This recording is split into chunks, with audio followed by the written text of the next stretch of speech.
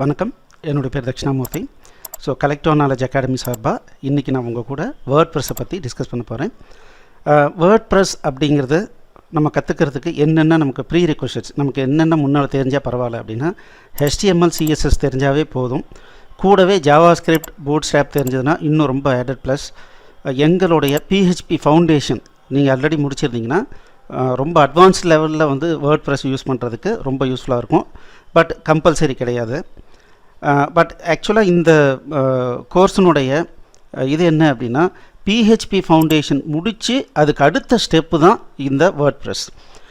இந்த PHP நம்ம எப்படிலாம் உபயோகப்படுத்தலாம் அப்படிங்கிற மாதிரியான ஒரு டீட்டெயில்டு ஒரு சர்வே இந்த வேர்ட்ப்ரெஸ் மூலமாக நம்ம எடுக்க போகிறோம். அதே மாதிரி பார்த்திங்கன்னா இந்த கோர்ஸ்லாம் நீங்கள் ஏற்கனவே படிக்கல, கொஞ்சம் படிக்கணும்னு நினச்சிங்க அப்படின்னா கீழே டிஸ்கிரிப்ஷனில் பார்த்தீங்க அப்படின்னா லிங்க் இருக்குது. அது வழியாக நீங்கள் HTML CSS ஜாவாஸ்கிரிப்டோ எது வேணுமோ நீங்கள் படிக்கலாம். ஓகே, வேர்ட்ப்ரெஸ் அப்படின்னா என்ன அப்படின்னு பார்க்கலாம். வேர்ட்ப்ரெஸ் அப்படிங்கிறது ஒரு ஓப்பன் சோர்ஸ் சாஃப்ட்வேர்.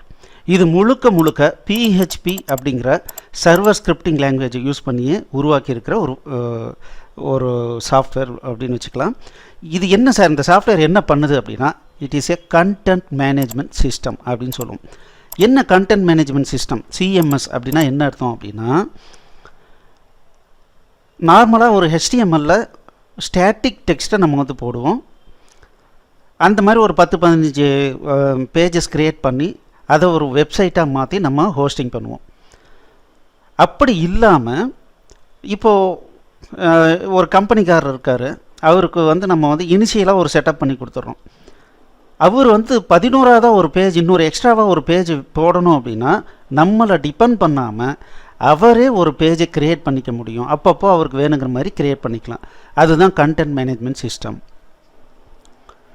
ஸோ இந்த கண்டென்ட் மேனேஜ்மெண்ட் சிஸ்டத்தை யூஸ் பண்ணி டைனமிக் வெப்சைட்ஸ் நம்ம பண்ணிக்கலாம். டைனமிக் வெப்சைட்ஸ்னால் என்ன, ஸ்டாட்டிக்காக இல்லாமல் டேட்டா பேஸை டிபெண்ட் பண்ணியோ இல்லை வேறு ஏதாவது ஒரு மெத்தடில் நம்ம டைனமிக் வெப்சைட்ஸை க்ரியேட் பண்ணிக்கலாம்.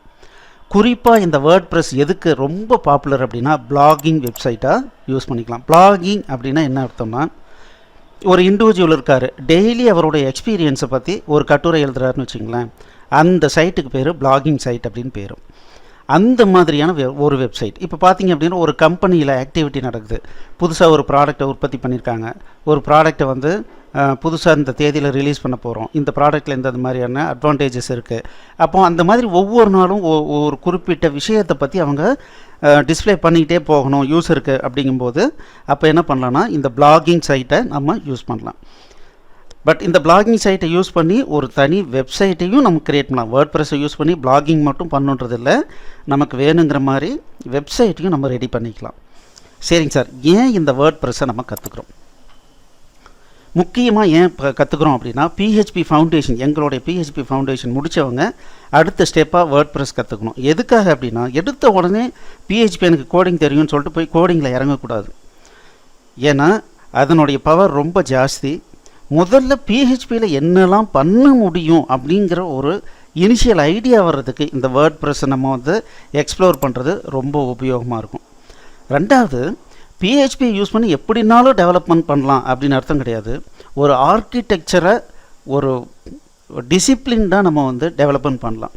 அப்போது இந்த வேர்ட்ப்ரெஸ்ஸை அனலைஸ் பண்ணுறதன் மூலமாக எப்படி வந்து அவங்க ஃபைல்ஸ் எல்லாம் அரேஞ்ச் பண்ணுறாங்க, எப்படி வந்து ஆர்கனைஸ் பண்ணி டெவலப்மெண்ட் பண்ணாங்க அப்படின்னு நமக்கு தெரியும் போது நம்ம டெவலப் பண்ணுற வெப்சைட்டும் அந்த அளவுக்கு ப்ரொஃபஷனலாக டெவலப் பண்ணுறதுக்கு உண்டான வாய்ப்பு கிடைக்கும். அதே சமயத்தில் to reduce development time by reusing the codings.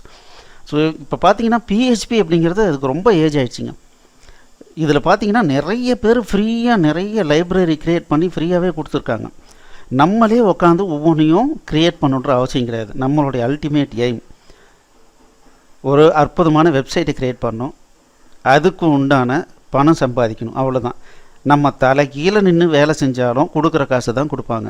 அப்போ நம்ம என்ன தெரிஞ்சுக்கணும், எந்த அளவுக்கு குயிக்காக அதே சமயத்தில் குவாலிட்டியாக ப்ரொஃபஷனலாக நம்ம ஒரு வெப்சைட்டை ஒரு நம்மளுடைய கிளையண்ட்டுக்கு உருவாக்கி கொடுக்க முடியும் அப்படின்னு நமக்கு தெரிஞ்சுக்கிட்டோம் அப்படின்னா ரொம்ப ஈஸியாக அந்த மாதிரி பண்ணிவிட்டு நம்மளுடைய கோலை வந்து ஈஸியாக அச்சீவ் பண்ண முடியும். அதுக்கு இந்த வேர்ட்ப்ரெஸ் லேர்னிங்கிறது ரொம்ப உபயோகமாக இருக்கும். வாங்க அடுத்த கிளாஸ்லேருந்து வேர்ட்ப்ரெஸ்ஸை பற்றி டீட்டெயில்டாக ஒவ்வொரு ஸ்டெப்பாக நம்ம பார்க்கலாம். தேங்க்யூ.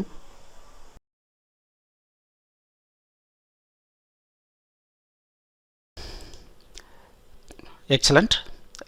இந்த வீடியோ உங்களுக்கு பிடிச்சிருந்தால் லைக் பண்ணுங்கள், எங்கள் சேனலுக்கு சப்ஸ்கிரைப் பண்ணுங்கள், இந்த வீடியோவை ஷேர் பண்ணுங்கள், குறிப்பாக உங்களுடைய கமெண்ட்ஸ் எழுதுங்க.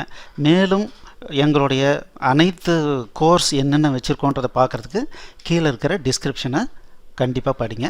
தேங்க்யூ.